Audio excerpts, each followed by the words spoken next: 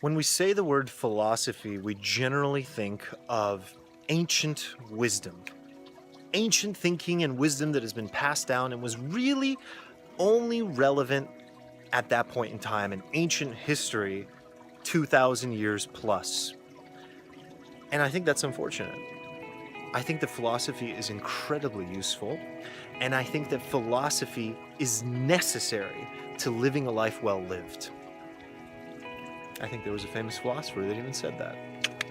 My point is that I believe that there is a sort of revitalization that's happening right now when it comes to philosophy.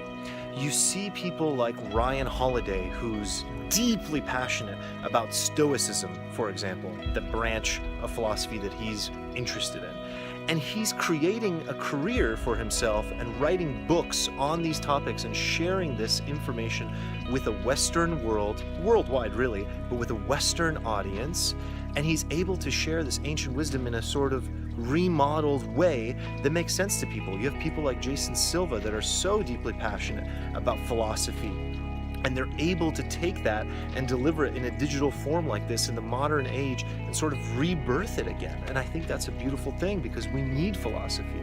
We need to ask questions of ourselves, of others, of humanity. And if you really look at the importance of philosophy when it comes to one of the pillars of, let's say, thought and growth for all of humanity, science would not be possible without philosophy. I would put philosophy as more important, or not even to compare, but as the base level of what's required in order to ask the questions in science. All great scientists are also philosophers, and not only that, they embrace it and love it and value it and understand the value of it. They realize that without that analytical mind to go into a place of stillness and ask those right questions, they wouldn't even be able to push what's possible in science to pick what to study in the first place. Einstein, Carl Sagan, these are all great philosophers who became scientists as a result of their thinking. They go down as scientists and astrophysicists, but ultimately their core is philosophy. And if you look at their biographies and history and everything that they ever said, you'll always see their personal philosophy trickled in to their entire way of being and their work and how it affected their work. Their model of the universe, their philosophy about what the world and the universe means affected everything in their work. And many times it caused them to say, that's the outcome I want, that's what I want to figure out, and they went that path.